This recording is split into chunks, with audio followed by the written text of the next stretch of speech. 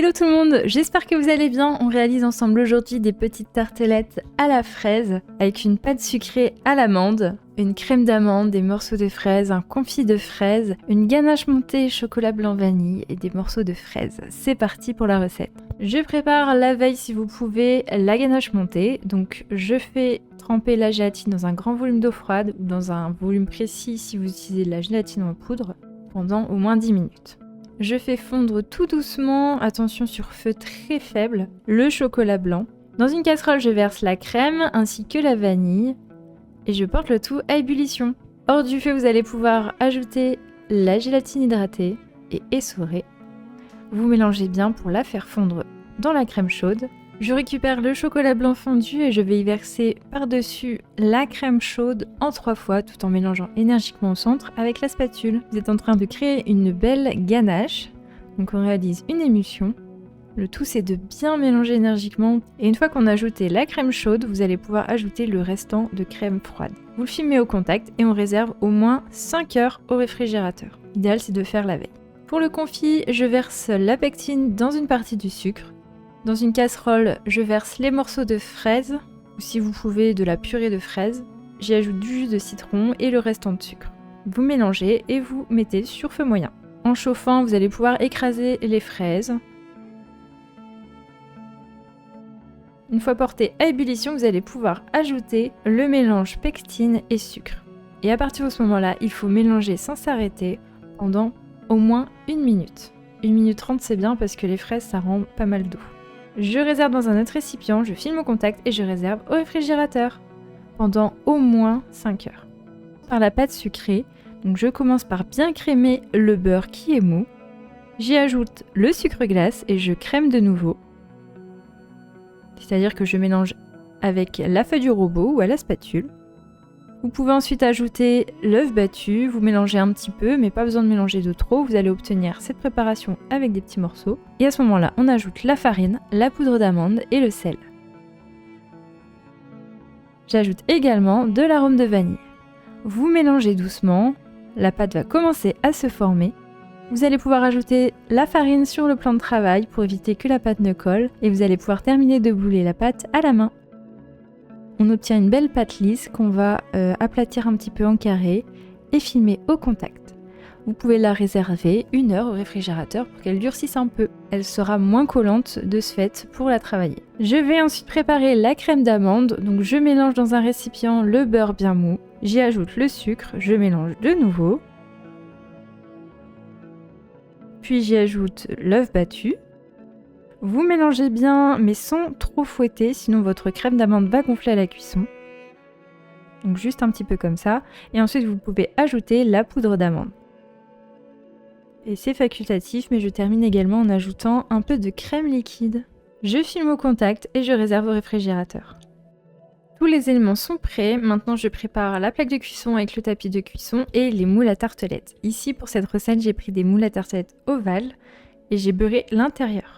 Je récupère la pâte qui a bien refroidi, je la découpe en deux, je farine le plan de travail et le rouleau à pâtisserie, je réchauffe un peu les bords et je vais pouvoir abaisser la pâte en longueur. Ici, je vais foncer les cercles à tartelettes avec la technique des bandes.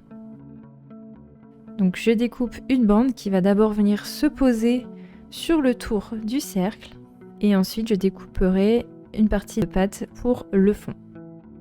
Je vous laisse regarder la vidéo, ce sera beaucoup plus parlant. Donc je commence par détailler les contours et ensuite je vais prendre les bandes de pâte. Alors j'essaye de coller sur le cercle le côté non fariné. Donc là c'est très simple. Vous positionnez bien la pâte sur les bords, vous appuyez un petit peu et vous faites la soudure.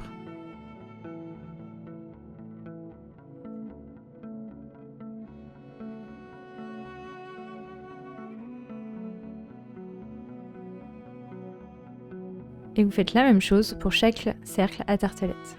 Donc ici j'utilise des cercles à tartelettes ovales, mais vous pouvez prendre des ronds ou alors un grand cercle à tartelettes. Vous faites en fonction de ce que vous avez à la maison.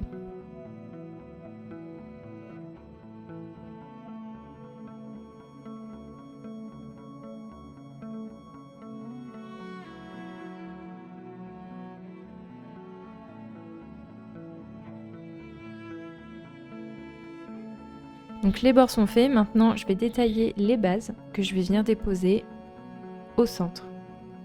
Et il faut bien faire la soudure entre le fond et les bords.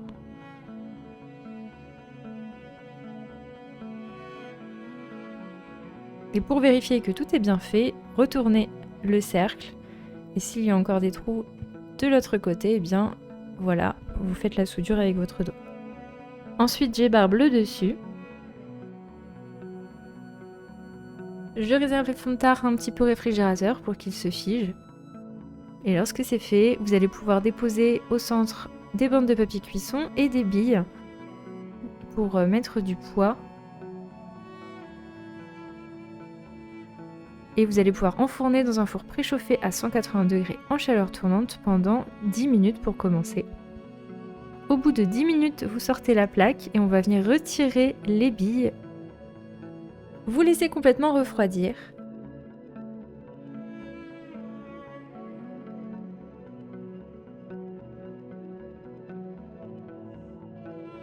Et une fois refroidi, vous allez pouvoir ajouter la pâte d'amande dans les fonds de tarte. Donc vous voyez, j'y ajoute à peu près un tiers et je dépose des rondelles de fraises.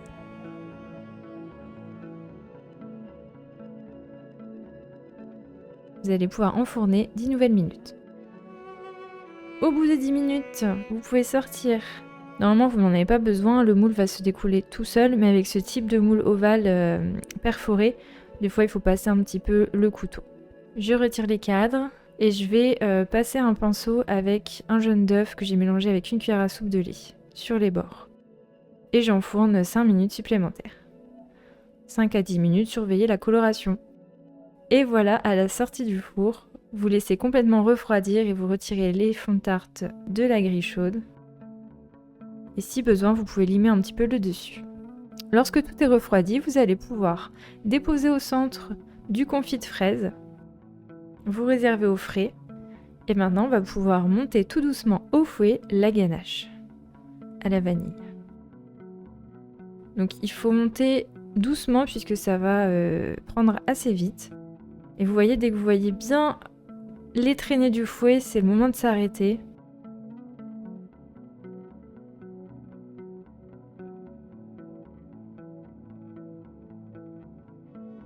Vous obtenez ce petit bec. Je commence par déposer à la spatule de la ganache montée dans le fond de tarte pour bien lisser le tout et avoir une base tout simplement lisse pour déposer ensuite à la poche à douille le reste de la ganache. Donc j'utilise une poche à douille que je coupe en biais. Je pose la partie, on va dire, pointue sur le fond de tarte et ensuite je vais appuyer et reculer en faisant des zigzags progressivement. C'est un exemple de dressage, vous pouvez faire quelque chose de plus simple aussi si vous le souhaitez. Et ensuite par-dessus je dépose des quarts de fraises et pour donner un petit peu de couleur, des brisures de pistache. Et voilà, la recette est terminée, j'espère qu'elle va vous plaire, n'hésitez pas à tester. Si vous souhaitez retrouver d'autres recettes avec des fraises, je vous invite à aller fouiller un petit peu sur la chaîne, il y en a plein et il y en a surtout d'autres qui vont arriver.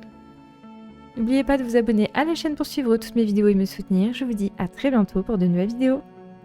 Et n'oubliez pas mon livre Les Pépites de Chloé, disponible en librairie et sur internet. Vous pouvez trouver le lien en description de la vidéo si vous voulez vous procurer.